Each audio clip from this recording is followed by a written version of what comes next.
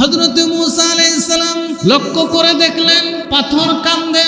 তিনি জিজ্ঞাসা করলেন, পাথর রে, এই পাথর কেন কান্দস? তোর কি দুঃখ, কি কষ্ট, আমাকে খুলে বল।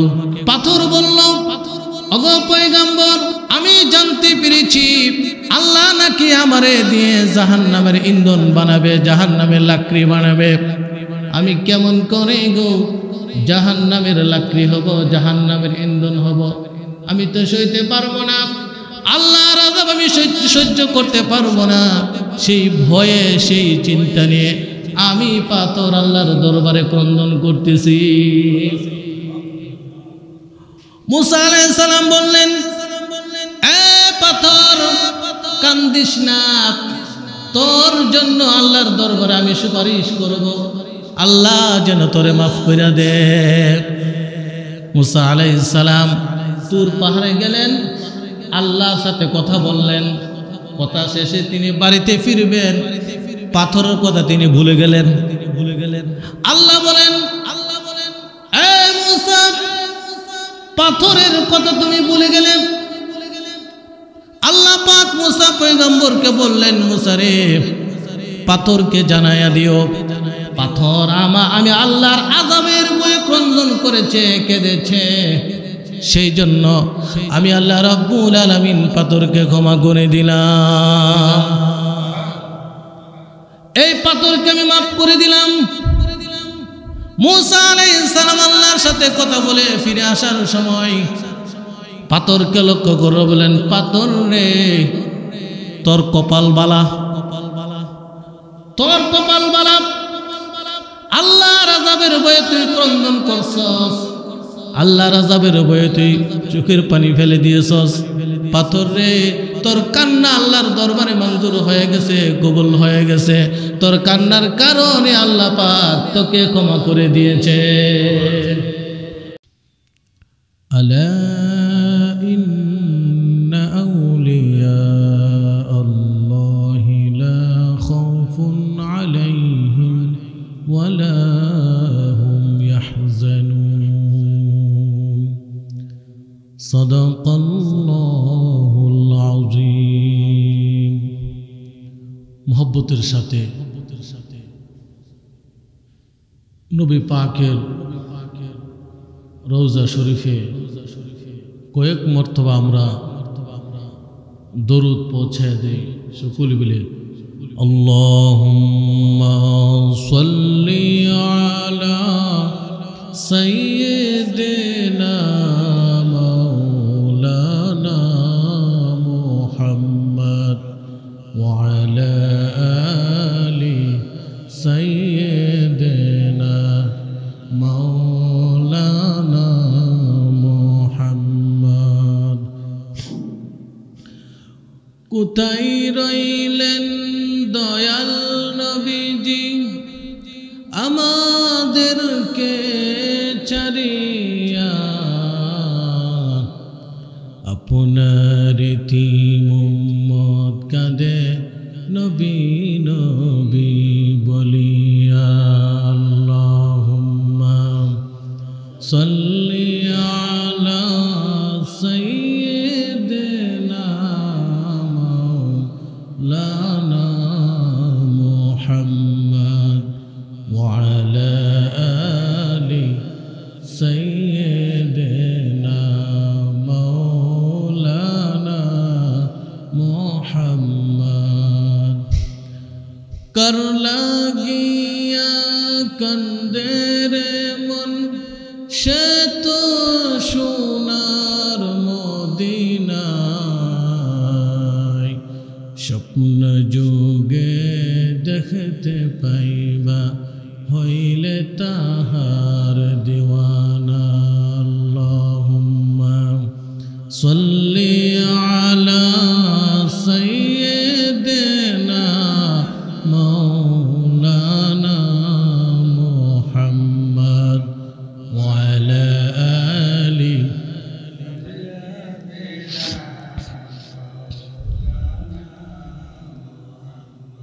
اللهم صل وسلم دائما أبدا على حبيبك خير الخلق كلهم এই দুনিয়াতে আসার সিরিয়াল আছে, যাওয়ার কোনো সিরিয়াল নাই। আসার সিরিয়াল আগে দাদা, বাপ, বড় ভাই, কিন্তু যাওয়ার ক্ষেত্রে কে আগে যাবে তার কোনো সিরিয়াল নাই। এই পৃথিবীতে কত মানুষ এসেছে, সেই মানুষগুলো আবার দুনিয়া থেকে চিরবিদায় নিয়ে আল্লাহর মোলাকাতে চলে গেছে। কত মানুষ চলে গিয়েছে, তার কোনো হিসাব কেউ রাখতে পারে না। সেই মানুষগুলো কোথায় গেল? এমন এক জগতে চলে গিয়েছে, এমন এক জায়গায় চলে গিয়েছে, সেই জায়গা থেকে কোনো মানুষ আর কোনোদিন ফিরে আসবে না। না ফিরার দেশে চলে গিয়েছে।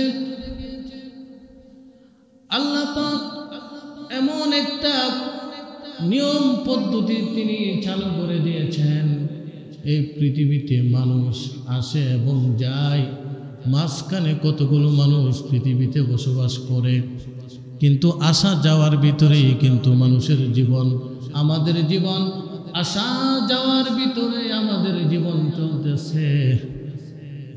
কিছু মানুষ আছে, কিছু চলে গিয়েছে, আবার আমরা চলে যাবার জন্য প্রস্তুত হয়ে আছি। আমার বন্ধুগণ, অনেকের মনের ভিতরে এরকম, আমার তো বয়স হয় নাই, এখন কি আমি মরবনি? কে বলেছে তোমার বয়স হবে, তুমি বিবাহ করবে, তোমার সন্তান সন্ততি হবে, তুমি বাপ হবে, দাদা হবে, নানা হবে, 70-80 বছর হবে, তোমার মরণ হবে? এই কথা কে বলেছে?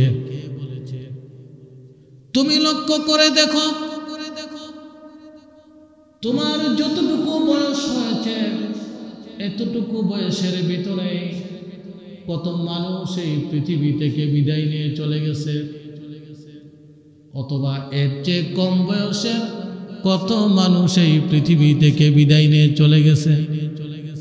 আর তুমি হিসাব করতেছ আগামী রমজান মাস আসলে আমি নামাজ ধরালাম। অনেকে ডিট দেয়, শনিবার আইলে শুক্রবার নামাজ ধরালাম। হ্যাঁ, ডিট দিতে দিতে জীবন জায়গা, নামাজ আর দরকার না। এই জন্য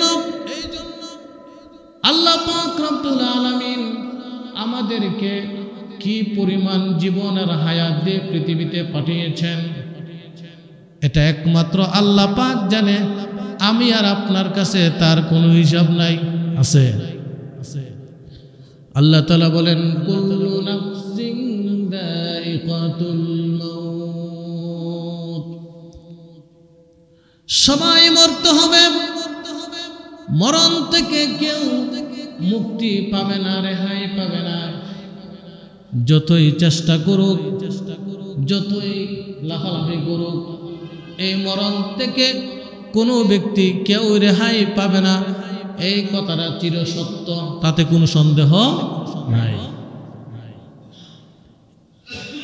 কে বলেছে তোমার বয়স 70-80 বছর হবে, তোমার চুল পাকবে, তুমি বুড়া হবে, এরপরে তোমার কাছে মালাকুল মউত আসবে? এই কথা কে বলেছে?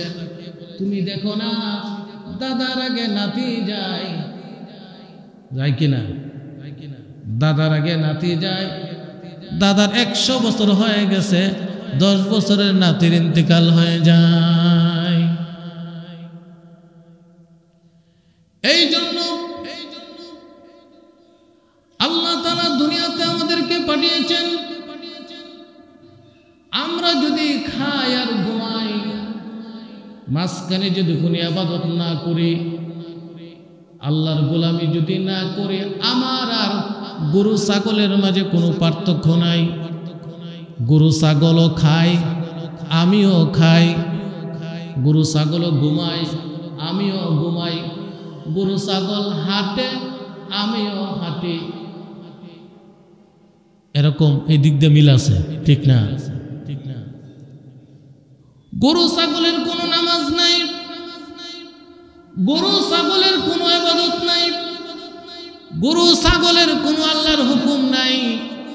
আমিও যদি আল্লাহর হুকুম পালন না করি, স্বাধীনভাবে চলাফেরা করি, তাহলে গরু ছাগল আর আমার মাঝে কোনো পার্থক্য নাই। আপনি যদি আল্লাহর গোলামি না করেন, আল্লাহর তো কোনো ক্ষতি হবে না। দুনিয়ার সমস্ত মানুষ যদি আল্লাহর ওলি হয়ে যায়, আল্লাহর কোনো লাভ হবে না। সবাই যদি আল্লাহর নাফরমান হয়ে যায়, তাতে আল্লাহর কোনো ক্ষতি হবে না, লাভ হবে না। আল্লাহর কিছু আসে যায় না। লাভ লসের হিসাব হলো আমার আর আপনার। তাহলে কেমন করে আমরা আল্লাহকে ভুলে গিয়ে নিজের মন গড়া জীবন যাপন আমরা কেমন করে করতেছি? কেউ যখন মারা যায়, তার আত্মীয় স্বজনেরা কয়েকদিনের জন্য নামাজ পড়ে, এরপরে মসজিদ এমন সারে আরেকজন মরার আগ পর্যন্ত দাঁড়ায় না। ইজাতের নামাজি আমরা। আল্লাহ আমাদেরকে হেফাজত করুন, বলো না আমিন। ভাইরা আমার, এই সালাতে নামাজ, কেউ মারা গেল, তারপরে আপনি মসজিদে আসলেন, 2-4 দিন নামাজ পড়লেন, 1 সপ্তাহ নামাজ পড়লেন, এরপর আপনাকে খুঁজে পাওয়া যায় না, আপনি কোথায় যেন হারিয়ে গেলেন। এরপরে আত্মীয় স্বজন মারা গেলে চোখ দিয়ে পানি আসে, কান্না আসে, আসবে স্বাভাবিক, কারণ রক্তের বন্ধন। নিজের আব্বা মারা গেছে, চোখ দিয়ে পানি আসবে, কারণ রক্তের বন্ধন, সেই জন্য চোখ দিয়ে পানি আসবে।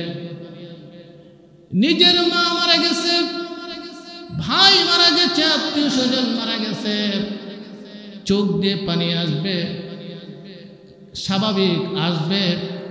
এটা হলো রক্তের বন্ধন, কলিজার সাথে তার সম্পর্ক, পানি আসবে, কোনো সমস্যা নাই। কিন্তু আপনি যদি আল্লাহর দরবারে সালাতের মধ্যে, নামাজের মধ্যে দাঁড়িয়ে যেতেন, আর আল্লাহর দরবারে দুটো হাত উত্তোলন করে দিয়ে দোয়া করতেন, আল্লাহ আমি গুনাহ করেছি, আমার আব্বাও তো আদম সন্তান, তার তো গুনাহ থাকতে পারে, আমার আম্মা আদম সন্তান, তারও তো গুনাহ থাকতে পারে, আমার ভাই আদম সন্তান, তার তো গুনাহ থাকতে পারে। আপনি নামাজ পড়ে তওবা ইস্তেগফার করে আল্লাহর দরবারে আপনি যদি কাঁদতেন, চোখের পানি ফেলে দিতেন, তাহলে ওই কান্নাটা আল্লাহর কাজে কাজে লাগতো, আল্লাহর কাছে কাজে লাগতো। আর আমরা আল্লাহর ইবাদত বাদ দিয়ে মাছ কান দিয়ে একটা চিল্লাচিল্লি শুরু করে দিই। এই মাছ কান দিয়া এই চিল্লাচিল্লি মৃত ব্যক্তির কোনো ফায়দা হয় না, মৃত ব্যক্তির কোনো ফায়দা হয় না। আল্লাহর হুকুম বাদ দিয়া মাছ কান্দা চিল্লাচিল্লি, এই চিল্লাচিল্লি কি লাভ? সারা দুনিয়ার মানুষ চিল্লাইলে একটা মানুষ ফিরে আনতে পারবো, সারা দুনিয়ার মানুষ যে চিল্লা একটা মানুষ ফিরে আনতে পারবো। এই চিল্লাচিল্লির কোনো লাভ আছে? আমরা মাছ কান দিয়া চিল্লাচিল্লি করি, কাজের কাজ নাই, ও কাজের বাজার গরম, ও কাজের বাজার গরম।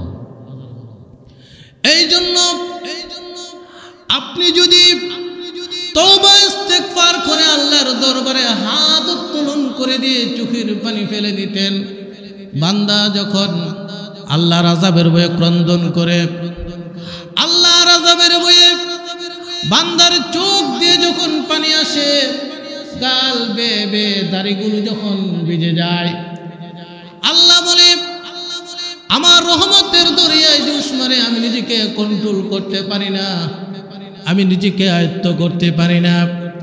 আমি একটা দৌড় দিয়ে বান্দার কিনারায় হাজির হয়ে যাই, কুদরতি হাত বাড়াইয়া বান্দার চোখের পানি মুছে দেয় আর বলি, কান্দিস না, তোদেরকে আমি মাফ করে দিলাম। কান্নাটা জায়গা মতো হতে হবে। আমাদের আরেকটা বদ অভ্যাস, বিশেষ করে মহিলাদের মধ্যে, কেউ মারা গেলে লাফালাফি শুরু হয়। এই লাফালাফির কারণে যে মরছে তার আযাব, লাফালাফি নাই, জোরে চিল্লাচিল্লি নাই, নীরবে নিরালয়ে কাঁদতে হবে। চোখের পানি আসতে কোনো বাধা নাই, কিন্তু লাফালাফির বাধা আছে, উড়াউড়ির বাধা আছে, জোরে চিল্লি দেয়া রাস্তাঘাট গরম করে লাম, এটা বাধা আছে, এটা হারাম, নিষেধ, এগুলো করা যাবে না। সারা জীবন নামাজের সাথে কোনো সাক্ষাৎ নাই, নামাজ পড়ি না, মাঝখান দিয়া চিল্লালে কি লাভটা হবে বলেন? কি ফায়দাটা হবে? কোনো ফায়দা হবে? আমরা আদম সন্তান, কেউ কি বলতে পারবে আমার আমলনামায় গুনাহ নাই? এই কথা কি কেউ বলতে পারবে? সবাই গুনাহগার। এই গুনাহ মোচন করার জন্য আল্লাহ আমাদেরকে অস্ত্র দিয়েছেন, হাতিয়ার দিয়েছেন। সে হাতিয়ারের নাম হলো তওবা এবং ইস্তেগফার। কাপড় ময়লা হইলে, শরীর ময়লা হইলে আমরা সাবান দিয়ে কাপড় শরীর ভালো করে ধৌত করি, তারপরে ময়লা কাপড় দূর হয়, শরীর ময়লা দূর হয়, আমরা একবারে কাপড় পরিষ্কার পরিচ্ছন্ন হয়ে যায়, শরীর একবারে পরিষ্কার পরিচ্ছন্ন হয়ে যায়। তো আমরা গুনার দুনিয়াতে থাকতে থাকতে আমাদের আমলনামায় কি গুনাহ জমা হয়েছে না? গুনাহ জমা আসেনি? এই গুনাহ যে জমা হয়েছে, এই জন্য কি এক ফোঁটা চোখের পানি আইছে? আমরা তো মসজিদে আই একবার কাঁটা বরাবর, 5-10 মিনিট আগে আয়াজে একটুখানি সুন্নত নফল পইরা আল্লাহর কাছে একটু কান্নাকাটি করবো, এই অভ্যাস তো নাই। এই অভ্যাস আছে? রাস্তা দিয়ে হাঁটতেছেন, হুচুর খাইছেন, খাইয়া আঙ্গুল নখ গেছে উল্টোয়া, চোখ দিয়ে পানি আইনি, ব্যথা, এটা অন্তরে লাগছে ব্যথা। আমল নামে যে গুনাহ জমা হয়েছে, এই গুনার কারণে অন্তরে ব্যথা জাগ্রত হয় কিনা? আমল নামে যে গুনাহ জমা হয়েছে, এই গুনার জন্য অন্তরে ব্যথা আছে কি? যদি থাকতো তো আল্লাহর দরবার কান লইলে ব্যথা আছে তো বোঝা যায় না, অন্তর ব্যথা আছে দেখি বোঝা যায় না, কারণ এই অনুযায়ী আমল নাই তো, এই অনুযায়ী আল্লাহর দরবারে কান্নাকাটি নাই তো। এই দুনিয়ার কান্নাটা আল্লাহর কাছে অনেক অনেক উপকারী, অনেক দরকারি, কিন্তু আখিরাতে কানতে কানতে প্রশান্ত মহাসাগর পরিমাণ পানি হইলেও আখিরাতের কান্নাটা আল্লাহর কাছে কোনো দাম নাই। কিন্তু দুনিয়াতে যদি আল্লাহর বয়ে কান্নাকাটি করা হয়, আল্লাহ তাআলা আমল নামার গুনাহগুলোকে আল্লাহ মাফ করে দেন। সুবহানাল্লাহ। মুসা আলাইহিস সালাম তুর পাহাড়ে যাইতেছে আল্লাহর সাথে কথা বলার জন্য, কান্নার আওয়াজ শুনতে পাইছে। হযরত মুসা আলাইহিস সালাম লক্ষ্য করে দেখলেন পাথর কান্দে। তিনি জিজ্ঞাসা করলেন, পাথর রে, এই পাথর কেন কান্দস? তোর কি দুঃখ, কি কষ্ট, আমাকে খুলে বল। পাথর বলল, ওগো পয়গম্বর, আমি জানতে পেরেছি আল্লাহ নাকি আমারে দিয়ে জাহান্নামের ইন্ধন বানাবে, জাহান্নামের লাকড়ি বানাবে। আমি কেমন করে গো জাহান্নামের লাকড়ি হব, জাহান্নামের ইন্ধন হব? আমি তো সইতে পারবো না, আল্লাহর আযাব আমি সহ্য করতে পারবো না। সেই ভয়ে, সেই চিন্তা নিয়ে আমি পাথর আল্লাহর দরবারে ক্রন্দন করতেছি। মুসা আলাইহিস সালাম বললেন, এ পাথর কান্দিস না, তোর জন্য আল্লাহর দরবারে আমি সুপারিশ করব, আল্লাহ যেন তোরে মাফ করে দে। মুসা আলাইহিস সালাম তুর পাহাড়ে গেলেন, আল্লাহর সাথে কথা বললেন। কথা শেষে তিনি বাড়িতে ফিরবেন, পাথরের কথা তিনি ভুলে গেলেন। আল্লাহ বলেন, এ মুসা, পাথরের কথা তুমি ভুলে গেলে। আল্লাহ পাক মুসা পয়গম্বরকে বললেন, মুসা রে, পাথরকে জানাইয়া দিও, পাথর আমি আল্লাহর আযাবের ভয়ে ক্রন্দন করেছে, কেঁদেছে, সেই জন্য আমি আল্লাহ রাব্বুল আলামিন পাথরকে ক্ষমা করে দিলাম। এই পাথরকে আমি মাফ করে দিলাম। মুসা আলাইহিস সালাম আল্লাহর সাথে কথা বলে ফিরে আসার সময় পাথরকে লক্ষ্য করে বলেন, পাথর রে, তোর কপাল বালা, তোর কপাল বালা, আল্লাহর আযাবের ভয়ে তুই ক্রন্দন করছস, আল্লাহর আযাবের ভয়ে তুই চোখের পানি ফেলে দিয়েছস। পাথর রে, তোর কান্না আল্লাহর দরবারে মঞ্জুর হয়ে গেছে, কবুল হয়ে গেছে, তোর কান্নার কারণে আল্লাহ পাক তোকে ক্ষমা করে দিয়েছে। মুসা আলাইহিস সালাম বাড়িতে গেলেন। মুসা আলাইহিস সালাম তো আল্লাহর সাথে তুর পাহাড়ে প্রতিনিয়ত কথা বলছেন। আরেকদিন তিনি যাচ্ছেন, পাথর ক্রন্দন করতেছে, আবার দেখে পাথর খুব কান্নাকাটি করতেছে। হযরত মুসা আলাইহিস সালাম পাথরকে আবার জিজ্ঞাসা করলেন, পাথর রে, কেনে কান্দস রে, পাথর কেনে কান্দস? আল্লাহ ঘোষণা করে দিয়েছে, তোকে ক্ষমা করে দিয়েছে, মাফ করে দিয়েছে, এখন কেন কান্দস রে পাথর? কি দুঃখ, কি কষ্ট, কি জন্য কান্দস? পাথর জবাব দে, ওগো পয়গম্বর, আমি জানতে পেরেছি, বুঝতে পেরেছি, কান্নার কারণে, ক্রন্দন করার কারণে আল্লাহ আমারে ক্ষমা করে দিয়েছে, মাফ করে দিয়েছে। আমি বুঝতে পেরেছি এই কান্নাটা আল্লাহর কাছে অনেক প্রিয়। ওগো পয়গম্বর, আপনি জেনে রাখুন, এখন থেকে নিয়ে কিয়ামত দিবস পর্যন্ত আমি পাথর কাঁদবো আমার আল্লাহর শুকরিয়া আদায় করার জন্যে। আল্লাহ যে আমারে মাফ করে দিছে, এর শুকরিয়া হিসাবে কিয়ামত পর্যন্ত আমি পাথর হালি কাঁদতেই থাকবো। আর আমরা দুনিয়াতে আছি তামশাল হয়ে আছি, দুঃখা। আপনি বলেন, দুনিয়ার কোন জিনিসটা স্থায়ী? সুস্থ শরীর। এখন সুস্থ আছেন, অল্প কিছু সময়ের ভিতরে রোগ আপনার ধরতেছে। রোগটা ধরার অর্থই হলো মরণ আপনার কাছাকাছি। সুস্থ, দেখুন গ্যারান্টি নাই, যে কোনো মুহূর্তে আপনাকে রোগ আক্রমণ করবে, আর সেই রোগটাই, এই রোগের উসিলাই আপনার মরণ হবে।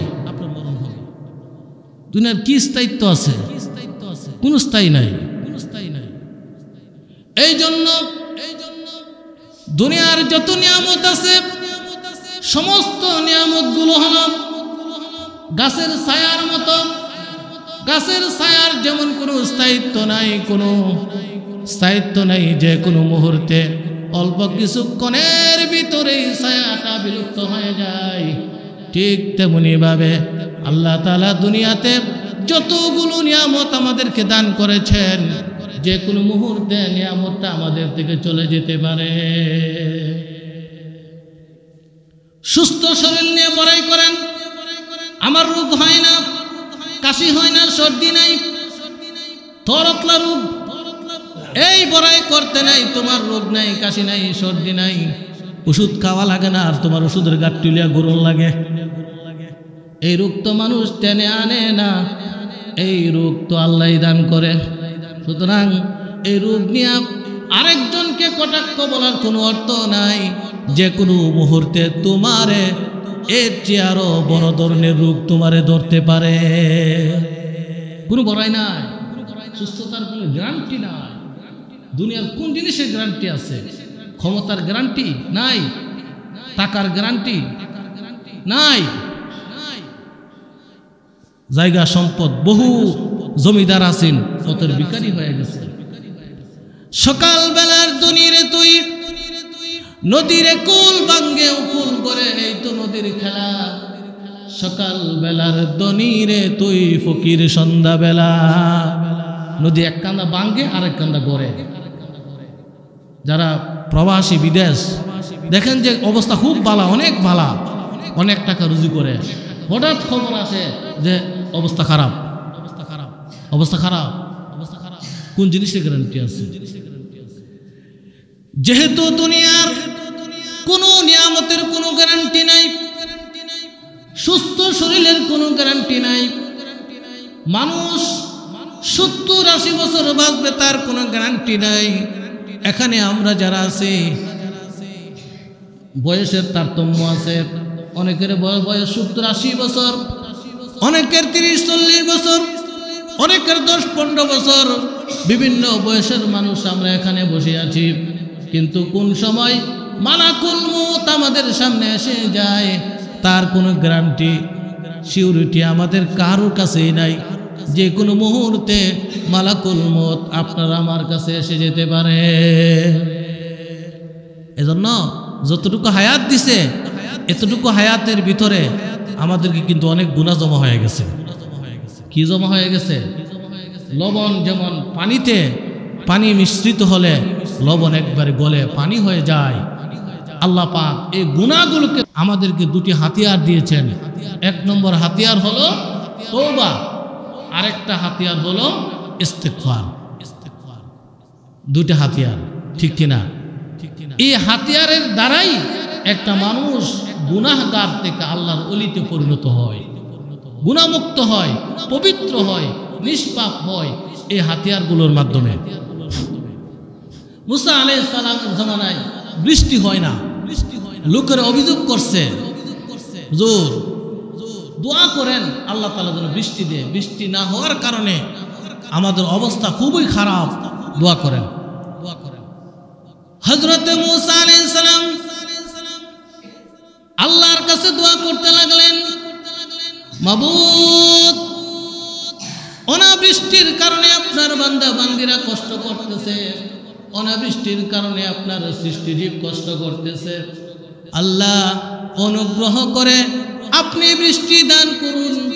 হযরত মুসা আলাইহিস সালাম যখন আল্লাহর কাছে কান্নাকাটি করতে লাগলেন, দোয়া করতে লাগলেন, এমন সময় আল্লাহ পাক জানিয়ে দিলেন, মুসা রে তোমার কান্নাকাটি আমি আল্লাহর কাছে পৌঁছবে না, আমি আল্লাহ কবুল করব না, কারণ তোমাদের মধ্যে এমন একজন লোক আছে, এই লোকের কারণে আমি আল্লাহ তোমাদেরকে বৃষ্টি দিব না।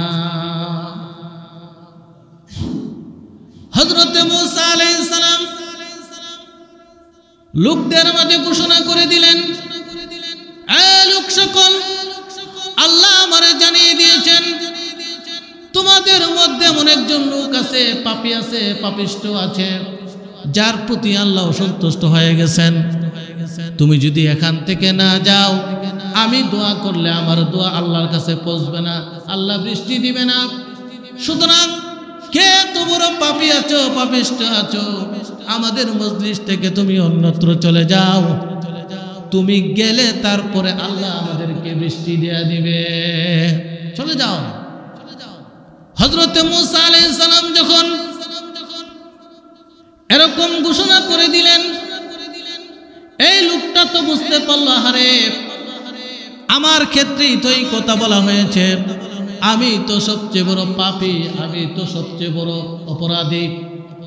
এই লোকটা আল্লাহর দরবারে তখন থেকেই কান্নাকাটি শুরু করে দিল, চোখের পানি ফেলতে লাগলো, আল্লাহ আল্লাহ এখন যদি আমি এখান থেকে চলে যাই, শত শত হাজার হাজার মানুষ আমাকে দেখবে, আর তারা আমাকে চিনে ফেলবে, আর তারা বলবে আমি অপরাধীর কারণে আল্লাহ পাক বৃষ্টি বন্ধ করে দিয়েছে, আমি অপমানিত হয়ে যাব, লাঞ্ছিত হয়ে যাব, এই দেশের ভিতর আমি থাকতে পারবো না, এলাকার ভিতর আমি থাকতে পারবো না। এমন করে লজ্জিত অনুতপ্ত হয়ে যখন আল্লাহ দরবারে কান্নাকাটি শুরু করে দিল, আল্লাহ রাব্বুল আলামিনের রহমতের দরিয়ায় জোশ মারল, আল্লাহ পাক তাকে নিষ্পাপ বানায়া দিলেন, সঙ্গে সঙ্গে বৃষ্টি দান করলেন।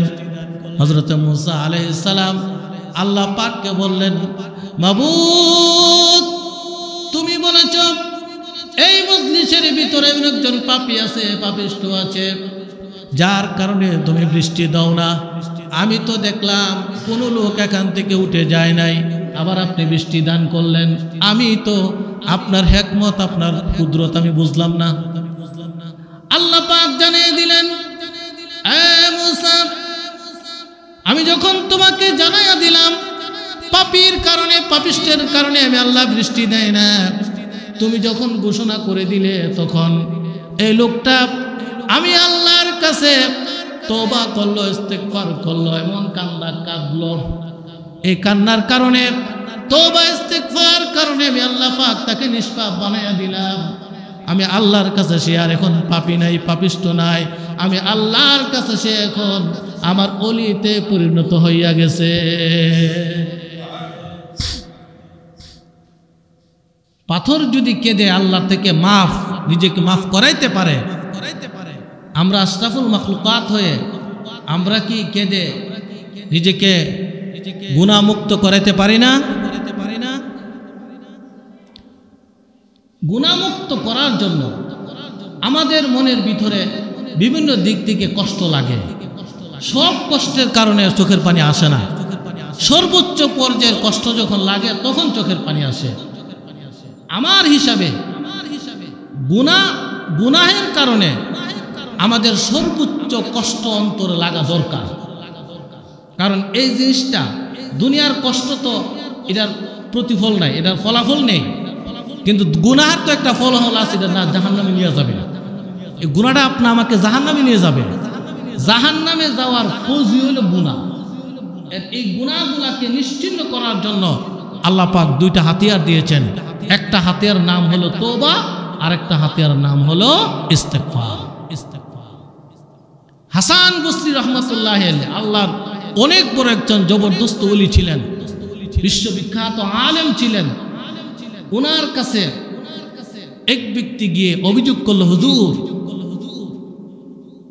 বৃষ্টি নাই, অনাবৃষ্টি। বৃষ্টি যখন হয় না, অনাবৃষ্টি যখন থাকে, মানুষের তো ফসল হয় না। মাঠে ময়দানে কোথাও কোনো ফসল হয় না, একবারে মরুভূমির মতো হয়ে যায়। পানি ছাড়া তো কিচ্ছু হয় না। আকাশ থেকে যখন বৃষ্টি না পড়ে তখন মানুষ সহ অন্যান্য প্রাণী যারা আছে তারাও বিপদের মধ্যে পড়ে। এক ব্যক্তি এসে বলল,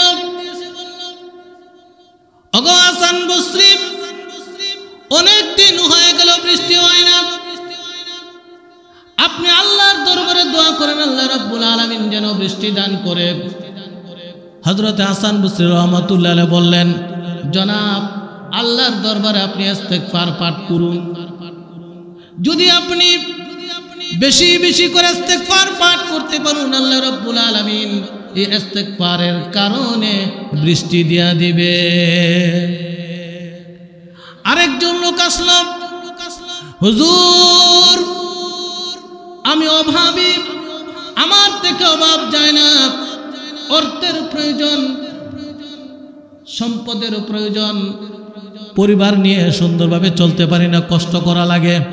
হুজুর আল্লাহর দরবারে দোয়া করে দেন, আল্লাহ রাব্বুল আলামিন যেন আমার থেকে অভাব অনটন দূর করে নেন।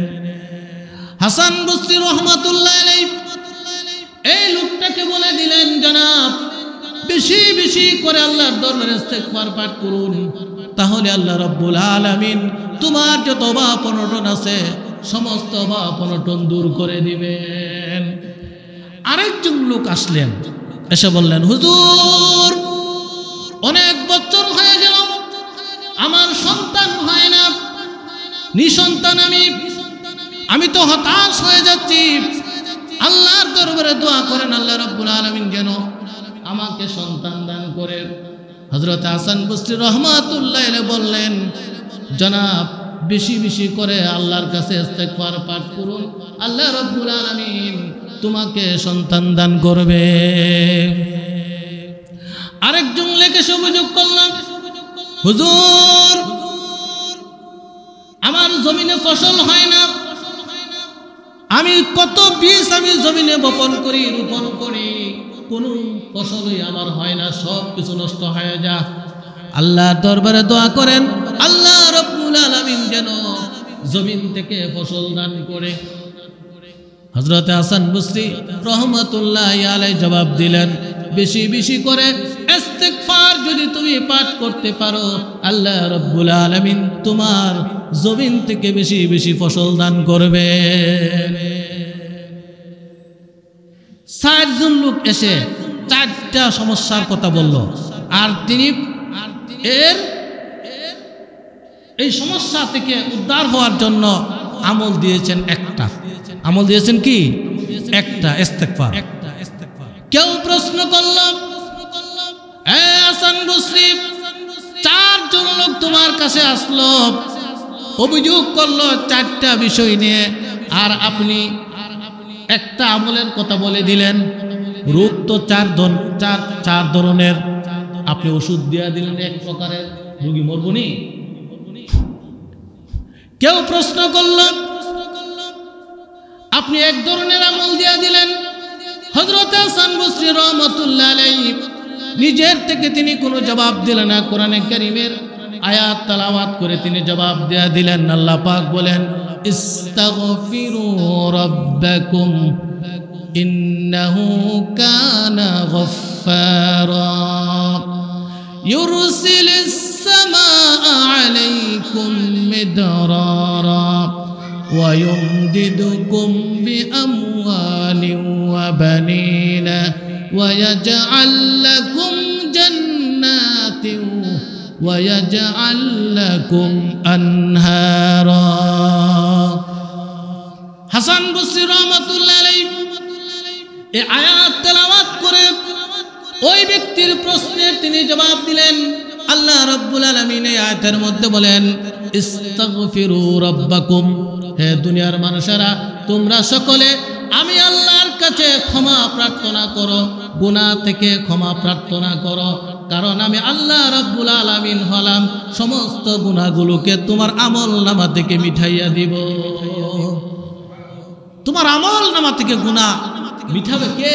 আমি আল্লাহ ছাড়া তার কেউ নাই। সুতরাং তোমরা বেশি বেশি করে ইস্তেগফার করো, করলে আমি আল্লাহ গফফার, আমি তোমার আমলনামা থেকে সমস্ত গুনার গাঁট্টিগুলাকে নিশ্চিহ্ন করে দিয়া আমি তোমাকে নিষ্পাপ বানাইয়া দিব।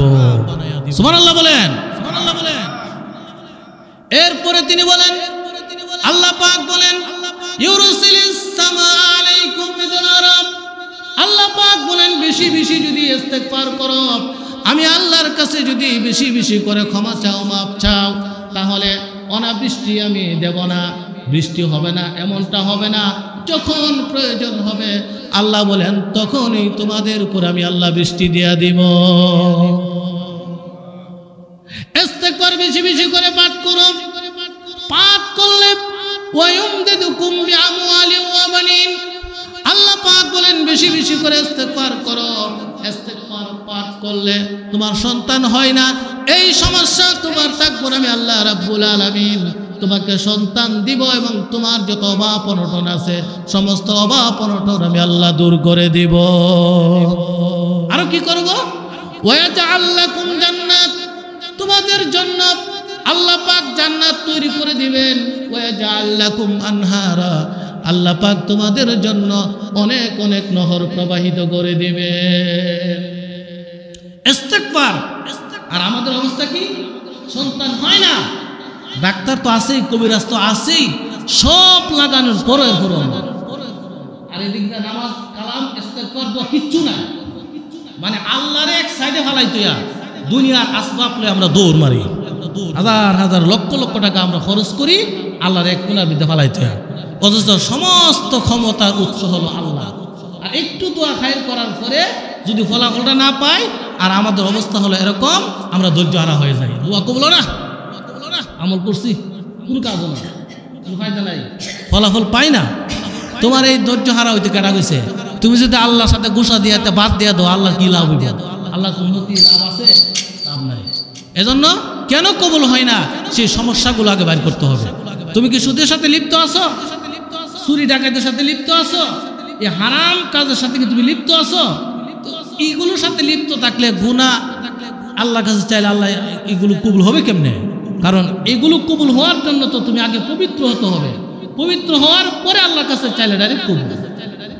আল্লাহ বলেন, বান্দা যখন আমার সেজদা দেয়, আমার ওয়াজের বান্দার মাঝে কোনো হিজাব থাকে না, কোনো পর্দা থাকে না, বান্দার সাথে আমি আল্লাহর সরাসরি কানেকশন হয়ে যায়। আজকের দীর্ঘ আলোচনা থেকে এই জিনিসটা আমরা পেলাম যে আল্লাহর কাছে তওবা করতে হবে, ইস্তেগফার করতে হবে, এবং তওবা ইস্তেগফার মরণ আগ পর্যন্ত করতে হবে। সীমানা কতটুক? যতক্ষণ মালাকুল মউত আমাদের কাছে না আসে এতক্ষণ পর্যন্ত আল্লাহর কাছে আমাদেরকে তওবা ইস্তেগফার করতে হবে, যেহেতু আমরা এই দুনিয়াতে আসি, আমাদের দিনে রাতে গুনাহ হচ্ছে এবং ভবিষ্যতে হবে। এজন্য তওবা ইস্তেগফার করতে হবে। তওবা ইস্তেগফার যদি আমরা করতে পারি, অবশ্যই আল্লাহ তাআলার কাছে আমরা আশা রাখতে পারি আল্লাহ আমাদেরকে নিষ্পাপ পবিত্র বানাইয়া তারপর আমাদেরকে কবরের জগতে নিয়ে যাবেন। ওয়া আখিরু দাওয়ানা আলহামদুলিল্লাহি রাব্বিল আলামিন।